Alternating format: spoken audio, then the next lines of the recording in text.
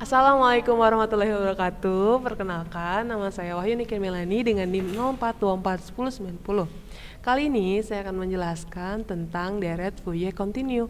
Ada yang tahu nggak sih apa itu deret Fourier?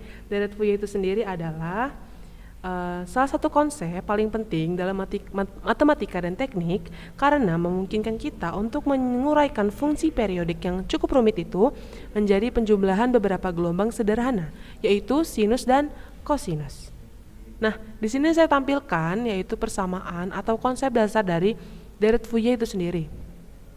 Bisa dituliskan dalam bentuk fx sama dengan A0/2 ditambah sigma an cos npx per L ditambah bn sin npx per L, di mana an itu sendiri sama dengan 1/L integral min L hingga L fx dikali cos npx per L dx, dan untuk bn itu sendiri yaitu 1/L integral min L hingga L fx dikali sin npx per L dx. Nah, untuk keterangan sendiri, A0 itu adalah nilai rata-rata atau komponen dari fungsi itu sendiri. Terus untuk an dan bn itu adalah koefisien Fourier yang menentukan seberapa besar sih pengaruh masing-masing gelombang sinus dan kosinus itu.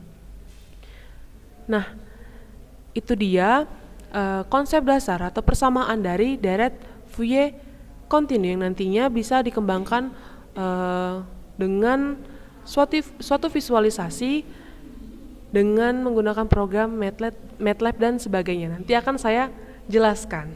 Oke, kita lihat lagi teman-teman di visualisasi deret Fourier untuk fx 0 antara 0 hingga 3 dengan periode 10. Contoh kasusnya itu kita bisa dilihat fungsi perseginya nih. Kita punya gelombang persegi square wave dengan nilai antara 0 sampai 3 dengan periode 10. Nah, kita langsung lihat aja visualisasi deret Fourier-nya yang menunjukkan hasil aproksimasi deret Fourier. Kita lihat nih. Di plot pertama yaitu deret Fourier dengan n sama dengan 1 suku ganjil, itu kita baru pakai satu gelombang sinus ini untuk mendekati fungsi persegi. Yang garis hitam ini adalah fungsi aslinya, dan yang garis merah ini adalah hasil aproksimasi Fourier. Jadi bentuknya belum sama sekali mirip, dan gelombang sinus ini masih terlalu lembut atau masih terlalu renggang gitu ya, untuk menggambarkan lonjakan tajam dari fungsi kotaknya. Ini bisa dilihat teman-teman ya. Untuk n sama dengan 1 suku ganjil. Kita next lagi nih ke deret Fourier dengan n sama dengan 3 suku ganjil. Nah, apa sih ini yang dijelaskan, yang terlihat? Nah, kalau di sini hasilnya ini sudah lebih bagus dan ada perbedaan dari hasil sebelumnya. Ini terlihat dan bentuknya tuh udah mulai perlahan menyerupai fungsi perseginya ini, fungsi aslinya ini teman-teman ya. Tapi di ujung-ujungnya itu masih ada gelombang kecil yang tandanya pendekatan Fourier ini masih cukup jauh ya, masih belum terlalu optimal bahasanya nih. Ya, sebegitulah ya. Kita lanjut lagi ke deret Fourier dengan n sama dengan 5 suku ganjil. Nah, kalau di n sama dengan 5 suku ganjil ini hasilnya dinilai semakin akurat. Kenapa semakin akurat? Karena garis merahnya ini, hasil aproksimasi Fourier-nya ini